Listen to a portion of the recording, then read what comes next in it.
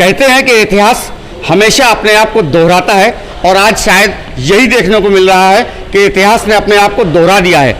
अगर हम हिंदुस्तान के बुद्धिजीवी शायरों और मशहूर शायरों और कवियों के बारे में पढ़ेंगे तो हमें पता चलेगा कि जिगर मुरादाबादी शायरी शुरू कर दी थी, गालिब ने भी 11 साल की उम्र में शायरी शुरू कर दी थी। इसी के साथ हिंदुस्तान के तमाम कवियों ने जो पूरी दुनिया में मशहूर हुए हैं उन्होंने भी अपनी बालावस्था में ही कविताएँ लिखना शुरू कर दिया था। और आज हमको शायद इस कलयुग में भी वही दृश्य देखने को मिल रहा है।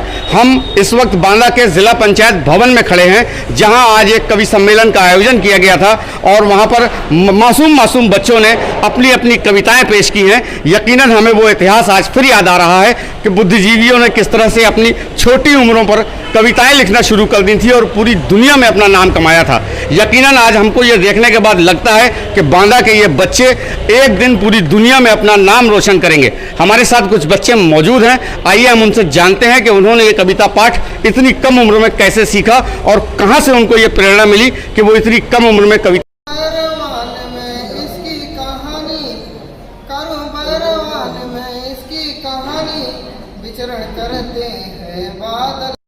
तनवीर। तनवीर, कितनी उम्र है आप? 13 वर्ष। 13 साल के हो आप? जी सर। और आज आपने यहाँ पर कविता पढ़ी है सावन के बारे में। सावन के बारे में। ये कविता आपने खुद लिखी थी? खुद लिखी थी। अच्छा, इतनी कम उम्र में कैसे लिख लेते हैं आप कविता? हमारा मन चला कि हम कविता के बारे में कुछ आगे अध्ययन कर सकें, इसलिए हम कविता। कहाँ से आपको ये प्रेरणा मिली है? हमको मन से मिली है। मन से सीख रहे हैं। कोई आपका गुरु है अभी? नहीं, अभी कोई गुरु नहीं है? नहीं। ये आपने पहली बार पढ़ी है यहाँ मंच में? दूसरी बार है। दूसरी बार पढ़ी है। इससे पहले भी आप कहाँ पढ़ चुके हैं? यहाँ करैया में। करैया में पढ़ चुके हैं जी। की बारिश आती है जब सावन की बारिश आती है, अब भीगने से हम डरते हैं, अब भीगने से हम डरते हैं, तब मिट्टी में खेला करते थे। अब भीगने से हम डरते हैं, तब मिट्टी में खेला करते थे। गीले होकर जब घर जाते माँ की डांट को झेला करते थे।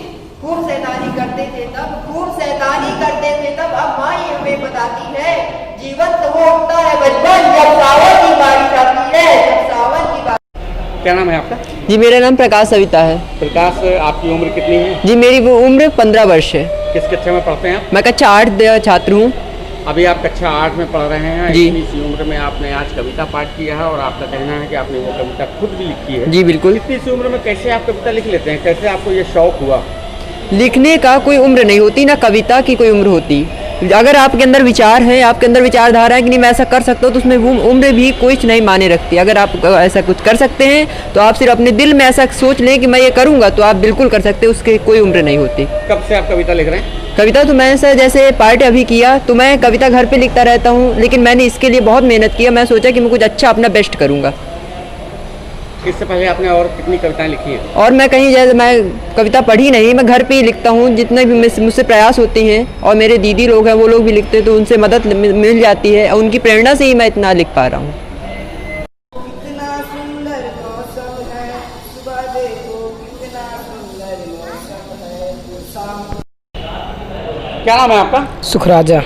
सुखराजा, आज आपने एक कवि सम्मेलन में कविता पढ़ी है। जी। कितनी उम्र है आपकी? 13 साल की उम्र में आप कविता पढ़ रहे हैं। जी। ये आपको कहाँ से कैसे सीखा आपने ये सब? सर मैंने अपने से सीखा। कैसे, क्या, कौन है आपका गुरु? मेरे सर हैं। सर हैं आपके? जी। क्या सिखाते हैं आपको? हिंदी पढ़ाते हैं। क्या उन्होंने आपको कविता लिखना भी सिखाया? नहीं, कभी नहीं तो सिखाया। आप लेकिन कविता कैसे लिखते हैं? लेकिन लिख लिए हैं। ये आपका पहला प्रयास है? जी। इससे पहले भी लिखी है? एक बार और लिख चुके हैं। एक बार और लिख चुके जी। हैं। क्या लगता है आपको, क्यों आपको कविता लिखना कैसे आ गई?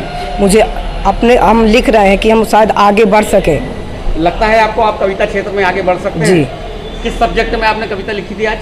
शाम में लिखी थी। अच्छा, आपको यहाँ से एक शब्द दिया गया था? जी। उसी शब्द पर आपने शाम में कविता जी। लिखी थी। कुछ याद है? क्या नाम है आपका?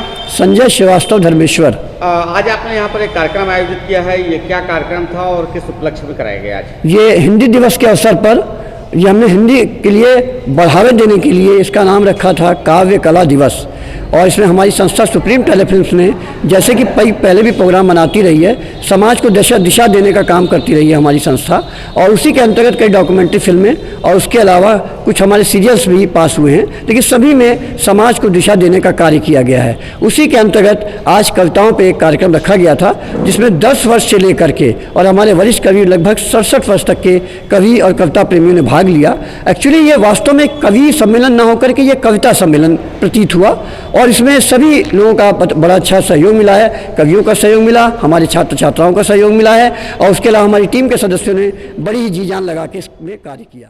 फिलहाल के लिए बस इतना ही। ऐसी ही ताजा तरीन खबरों के लिए बने रहिएगा हमारे साथ। नमस्कार।